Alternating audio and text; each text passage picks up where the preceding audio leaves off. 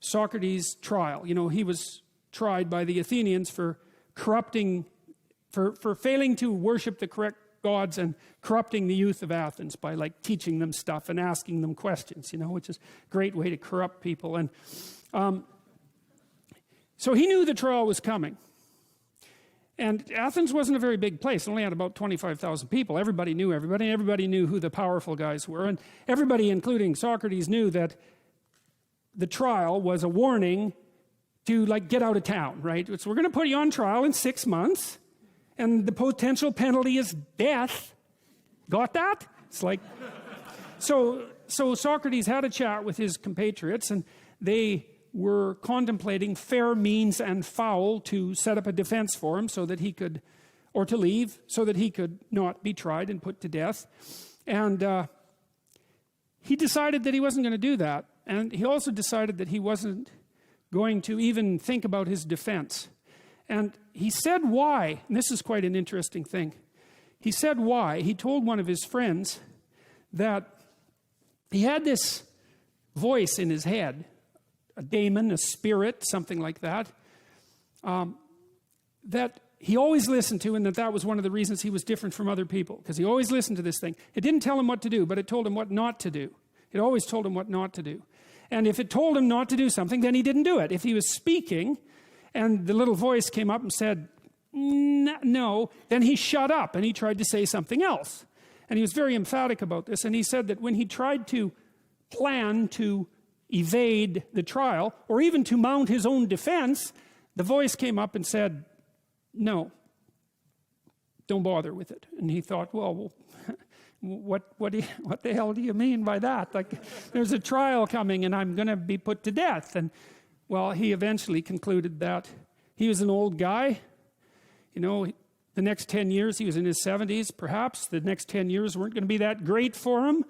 He got a chance, maybe the gods were giving him a chance just to bow out, you know, to put his affairs in order, to say goodbye to everyone, to avoid that last descent into catastrophe, which might have been particularly painful for a philosopher, and to walk off the world on his own terms, something like that.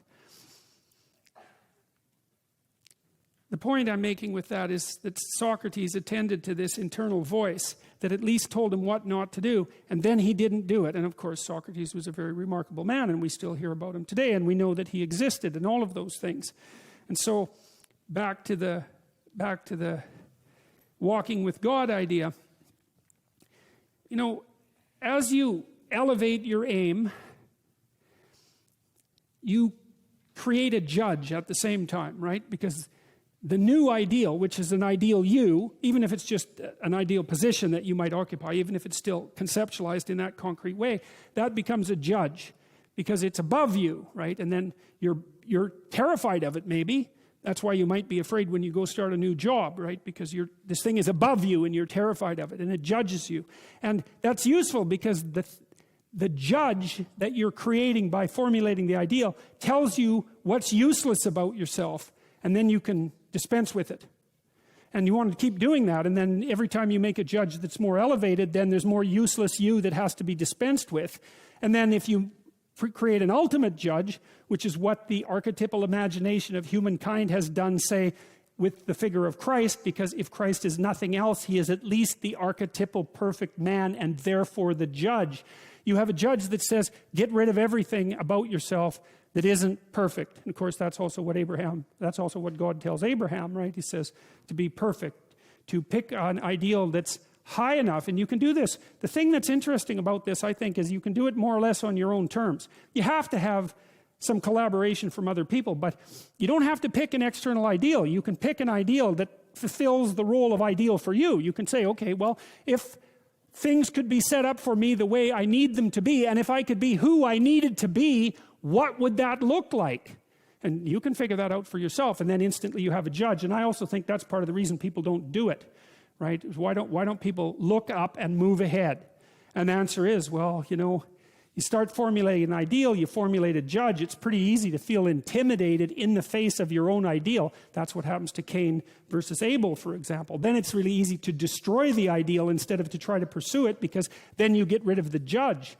But it's way better lower the damn judge if it's too much. Like if your current ambition is crushing you, then maybe you're playing the tyrant to yourself, and you should tap down your ambitions, not get rid of them by any stretch of the imagination, but at least put them more reasonably within your grasp. You don't have to leap from point 1 to point 50 in one leap, right? You can do it incrementally. But I really like this idea. I think it's a profound idea that the process of recapitulating yourself continually is also the process of, it's a phoenix-like process, right? You're shedding all those elements of you that are no longer worthy of the pursuits that you're valuing. And then I would say the idea here is that as you do that, you shape yourself ever more precisely into something that can withstand the tragedy of life and that can act as a beacon to the world. That's the right way of thinking about it. Maybe first to your friends and then to your family. It's like it's a hell of a fine ambition, and there's no reason that it can't happen. Every one of you knows people who are really bloody useful in a crisis, and people that you admire, right? Those are all, you could think of all those people as you admire as partial incarnations of the archetypal Messiah. That's exactly right. And the more that manifests itself in any given person, then the more generally useful and admirable that person is in a multitude of situations. And we don't know the limit to that. But people can be unbelievably good for things, It's really something to behold.